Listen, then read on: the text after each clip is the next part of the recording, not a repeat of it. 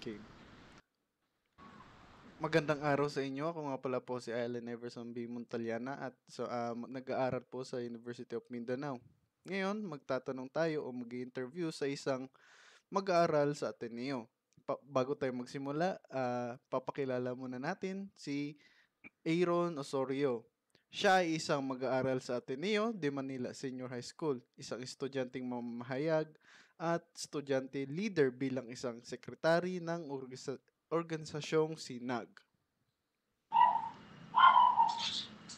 Kamusta po kayo ngayon, Sir Aaron? Ngayon, masaya naman po ako kasi gagaling ka lang po ng meeting at marami po kaming mga inihandang proyekto upang ay sagwa namin ito sa sunod na taong panuruan. At masaya naman po ako dahil, ayun, natapos na rin ng meeting.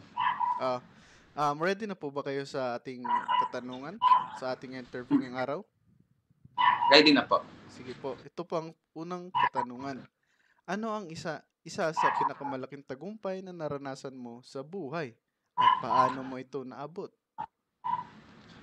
Siguro yung mga iba, isa pang mga, yung isa sa mga hamon na aking kinaharap nung ako is isang bagong estudyante sa Ateneo. Yung pag-adjust sa atmosphere or environment ng Ateneo. Kasi dahil ako ay nagmula sa public high school, nakita ko yung pagbabago at yung pagkakaiba ng ordinaryong public high school sa universidad ng Ateneo. At isa ito sa mga hamon na hindi ako nagpatinag at aking kinarap ng aking sarili at ng may buong loob upang tahakin yung landas na aking gusto. Magandang kasagutan po 'yan. Sa ikalawang tanong, ano ang mga hamon o pagsubok ang hinaharap mo bago mo makamit ang tagumpay na iyon? Siguro yung pagiging bago ko sa sistema ng Ateneo, ng senior high school, tapos ng mga tao na rin na hindi ko makilala dahil nga bago pa ako sa eskwelahan nito. At yung isa sa mga hamon ay yung pagkipagkomunikasyon at pagkakaroon ng mga koneksyon sa mga aking taong mga nakasalumuha. At yung pagsala rin sa mga organisasyon, hindi ko nga alam na dati na magiging core ako o kaya magiging officer ako ng mga organisasyon nito. Sa kasalukuyan, meron akong mga hinahandle ng mga tatlong organisasyon at isang committee. At ito yung nag-pave sa akin ng way para tahakin yung mga dream ko, yung mga gusto ko, mga mithiin ko bilang student leader simula nung elementarya pa ako. At ito ang aking kinaharap ito ay aking pinanindigan dahil sa aking kagustuhan na paglingkuran ang mga estudyante at particular na mga scholar na katulad ko. Dahil ito yung parang paraan upang ipaulit ko ang parang yung opportunity na binigay ng Ateneo para sa akin. Maganda, maganda, no? Mahirap talaga maging isang leader at mag-adjust sa panibagong environment nga, no? Ngayon, sa pangatlo, paano nakakaapekto ang tagumpay na ito sa iyong pagkatao o pananaw sa buhay? Simula nung elementary pa ako, pangarap ko na talagang maglingkod sa mga aking estudyante at maunawaan kung ano talaga ang pagiging leader. At ito yung nagbigay daan upang aking tahakin ng aking i-pursue yung mga dreams ko bilang student leader.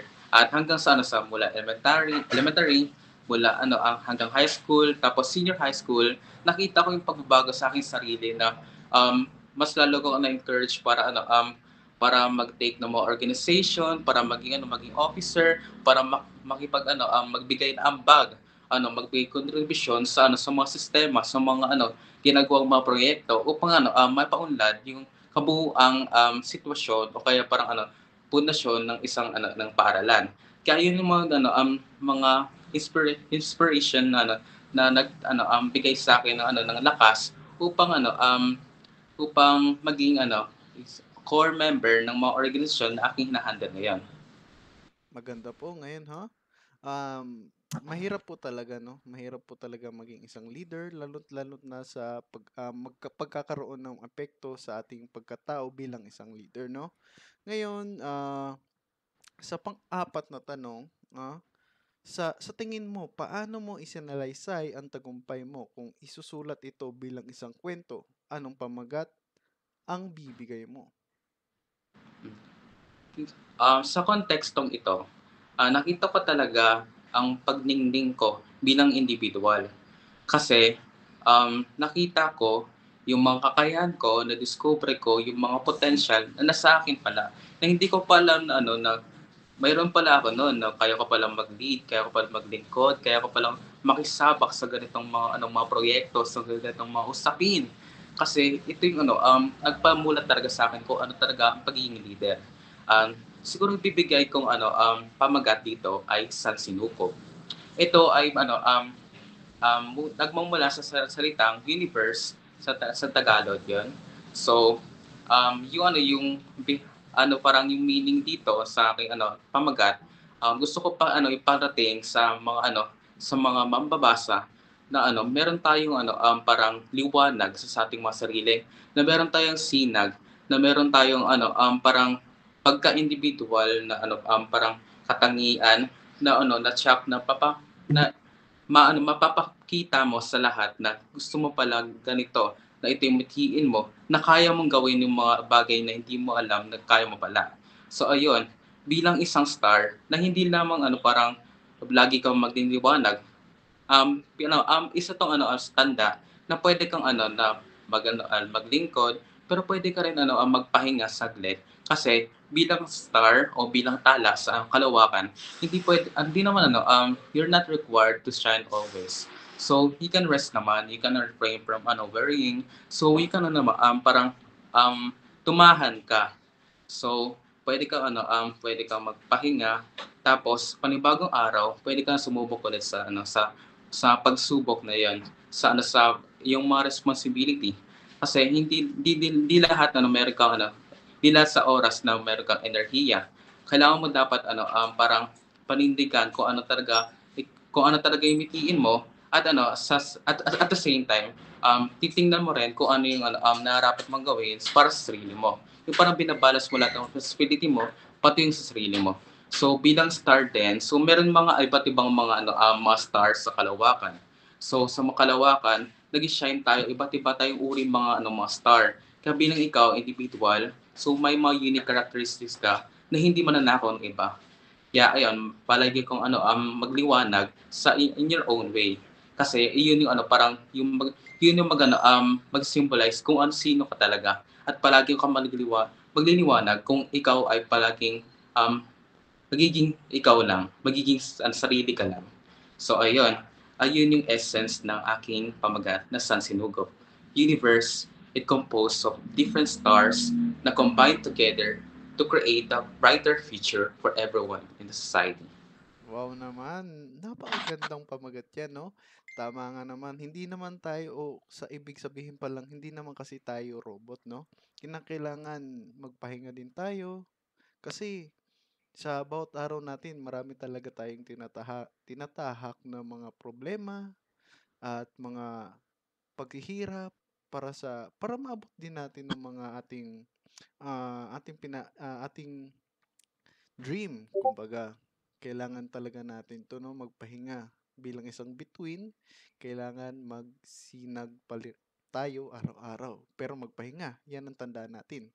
At panghuli ay ito ang panghuling katanungan. Ano ang mensahe na nais mong iparating sa iba, lalo na sa mga kabataang nangangarap din ng tagumpay? Tulad nga ng sabi ko kanina, wag kang mahiya o kaya wag kang matakot na subukan ang lahat ng mga gusto mong gawin o nais parang tahakin sa buhay. Kasi yung parang yung buhay kasi ay parang kalsada, parang road. So sa pagtahak mo, sa pagpili mo ng landas na kahit di mo alam kung saan to patungo, kung saan to parang kung ano yung gagawin mo, kung ano yung mga pwede mong parang ma-encounter. So patuloy ka lang kung alam mo naman na nasa tama ka at ito yung gusto mo. At yun yung mintiin mo na gusto mong parang na alam mo na yun yung yung magliliwanag talaga sa iyo, na doon mo ma-discover kung sino ka talaga. So patuloy kang tumahak sa landas na yon, kasi alam mo na meron kang patutunguhang tagumpay. At ayon yung gusto ko iparating sa bawat mambabasa. At ito pa, gusto ko na iparating na na gusto ko na palagi silang maging masaya sa kung anong ginagawa nila. Kasi bilang student leader, hindi lang ito bilang parang yung pagiging leader, hindi lang ito responsibility, kundi ito ay isang opportunity upang magbigay ng kontribusyon at gumawa ng mga initiative para sa ikakabuti ng lahat at ikakaunlad ng inyong paaralan o maging ang lipunan. So yun, bilang mga individual, palagi kang mangarap, palagi kang tumahak sa iyong landas na gusto mong parang makamit, at yung pangarap mo, palagi mo panindigan dahil alam mo sa sarili mo na naniniwala kang kaya mong gawin yan. Tama, tama, no? Kung alam natin, kasi alam naman natin na lahat naman tayo may utak, no? At kung alam naman natin kung saan tayo patungo, syempre, alamin natin kung ano ang tama at mali, 'di ba? Kaya kung anong landas na gusto mo, doon tayo sa tama. Pero kung ayaw mo naman sa magandang kinabukasan, piliin mo ang mali. Nasa sa'yo na yan bilang isang tao, di ba? Tama? Kaya sa pagiging leader, hindi naman kasi tungkol bilang isang sikat o bilang isang, kumbaga, di porket leader ka, kailangan maging sunod-sunuran ka ng mga kasamaan mo. Hindi, dapat ikaw ay isang maging leader, isang maging taga tagapagbigay ng way, pagbibigay din ng opportunity sa iyong mga kamiyembro, 'di ba? Tama? At kinakailangan hindi lang tayo palumpo-lumpo sa ating hinaharap. Ah, Kinakailangan bigyan natin ng magandang way ang ating kinabukasan at ating mga kamiyembro, lalong-lalo na sa eskwelahan, di ba? Bilang isang anak ng eskwelahan, kinakailangan din natin na tumulong sa ating kamiyembro at sa ibang tao. At yun nga po, salamat nga po ulit sa inyo, Aaron, ah, Sir Aaron.